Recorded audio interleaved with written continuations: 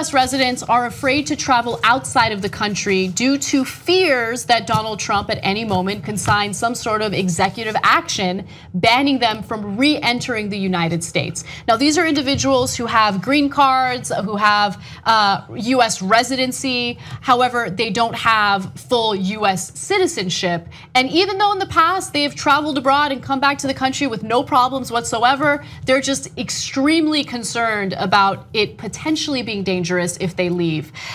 So it has hurt the travel industry quite a bit. In fact, one specific company known as Acapulco Travel says that they've lost about 20% of their business since Trump came into office.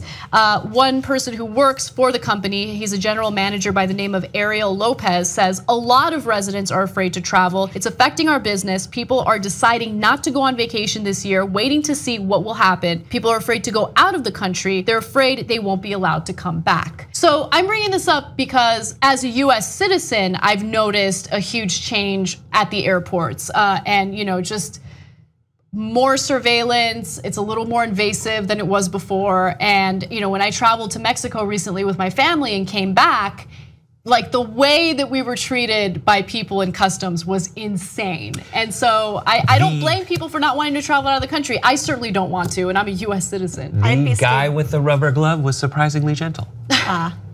Well, I mean, definitely. We've seen, this is a man we've seen before who's been openly hostile, who has been openly bigoted toward groups, including Latinos, including Muslims, and who makes rash decisions often that don't seem to make sense logically to most of us.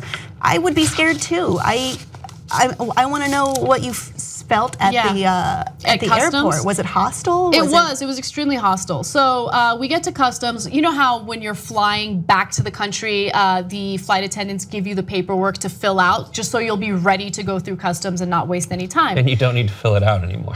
Right, yeah, that's true. There's like those machines, those kiosks, exactly. But anyway, so we go through the whole process. Everything seems fine, but Christian Lopez, weird, the only Latino in our group. I'd be more skeptical of Anna Kasparian, right, just because I know you. He got pulled aside for a secondary screening, right? So he had to wait an incredibly long line to do this screening, which was fine, right?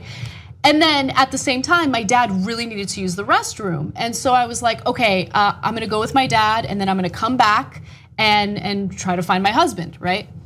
As I'm trying to find a bathroom for my dad, I ask an agent, where's the restroom? And he yells at us.